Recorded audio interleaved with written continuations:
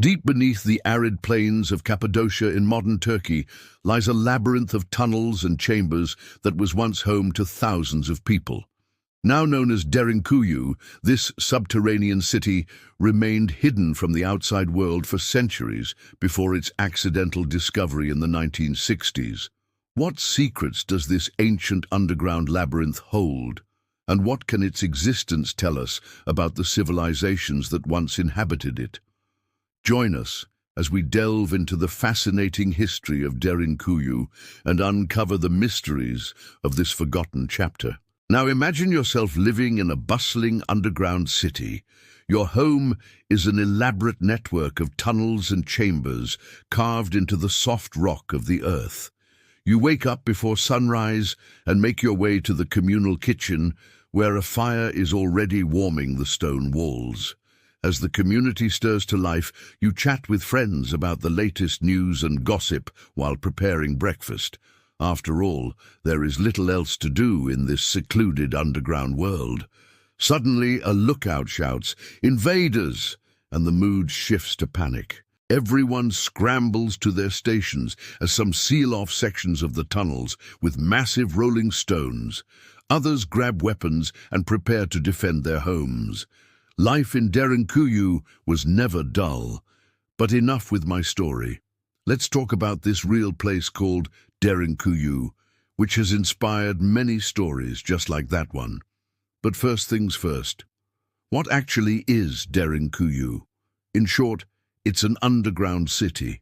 No, seriously, this subterranean labyrinth consists of a series of tunnels and chambers carved into the soft volcanic rock of Cappadocia. The site is located in the Nevşehir province of modern Turkey and covers an area of over 20,000 square meters. The entrance to the underground city is quite inconspicuous, a small opening in the side of a hill that looks like it could easily be missed. But what lies beneath the surface is truly remarkable.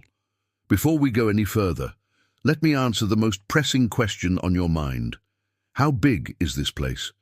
The answer may surprise you. Derinkuyu is a vast subterranean city spread across 18 levels and reaching a depth of 85 meters. That's deeper than the Great Pyramid of Giza. To put it another way, you could stack 3 of the pyramids on top of each other and still not reach the bottom of this underground labyrinth. But that's not all. This subterranean metropolis had enough room for thousands of inhabitants, complete with everything they needed to survive for long periods of time, including complex ventilation systems, water wells, storage chambers, communal kitchens, schools, stables, churches, and even wineries. The ingenuity of the ancient builders who created this underground city is truly remarkable. The discovery of Derinkuyu is a relatively recent one, dating back to the 1960s when it was stumbled upon accidentally by a farmer digging a well. Excavations have revealed a truly astonishing sight, with historians and archaeologists uncovering new details about the city's layout and purpose. One of the most fascinating aspects of Derinkuyu is its massive rolling stone doors. These imposing structures were designed to keep invaders at bay or to seal off the city in times of danger. The doors are up to 4 meters thick and weigh several tons, making them incredibly heavy and difficult to move. Imagine trying to roll one of these doors with your bare hands. It would take a Herculean effort to budge them, even with the aid of ramps and levers. Now that we've got acquainted with the layout and design of this subterranean city, let's tackle another burning question. Who built it? Historians believe that the city was constructed sometime between the 7th century BC and the 3rd century AD by the Phrygians, a small tribe that lived in the region during the time. However, archaeological evidence suggests that the city was later expanded and used by the Persians and Byzantine Christians.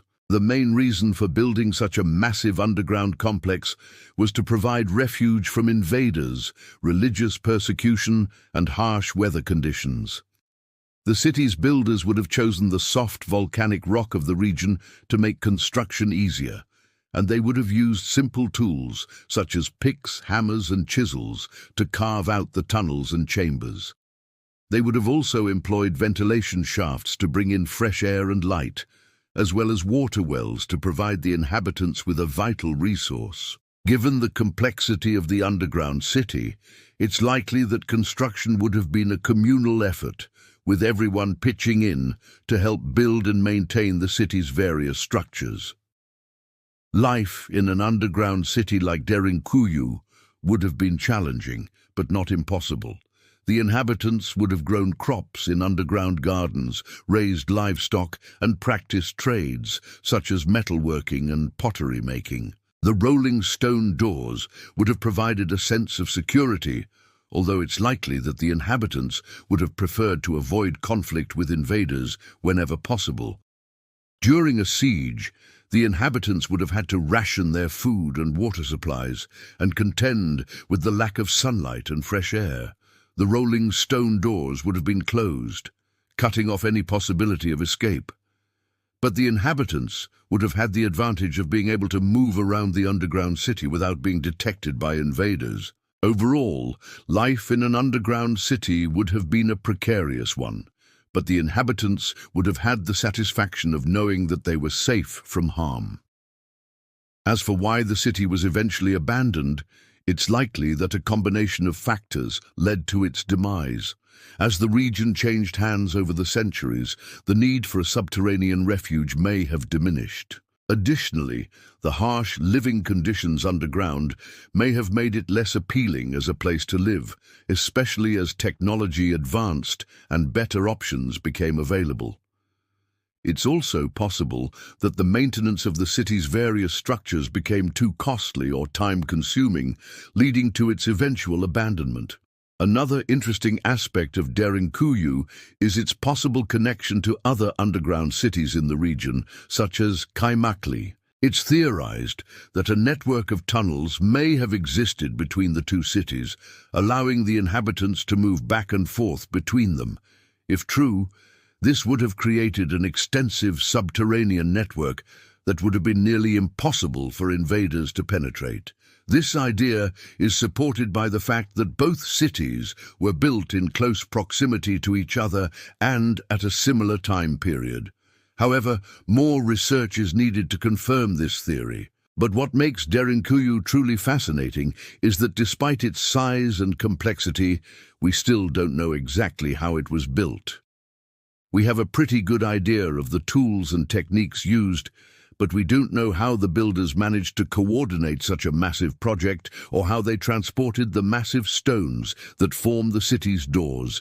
It's possible that we may never know the full story of how Derinkuyu was built, but that's part of what makes it so fascinating. It's a reminder that there are still many mysteries left to uncover in our world, no matter how much we learn. As we wrap up our journey through the fascinating history of Derinkuyu, we're left with more questions than answers. While we may never know the full story of this subterranean city, we can appreciate its beauty and the ingenuity of those who built it. Did you find this video intriguing? Let us know in the comments below. Your thoughts and questions are highly valued here. Before you leave, make sure to hit that like button and subscribe for more exciting content. Don't forget to ring the bell to stay notified about our latest videos.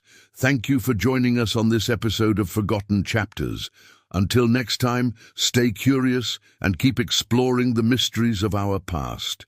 And now for the big question that we pose to you, our viewers. What do you think the builders of Derinkuyu were most afraid of? Harsh weather, invaders, or something else entirely? Share your thoughts in the comments section below and let's engage in a lively discussion.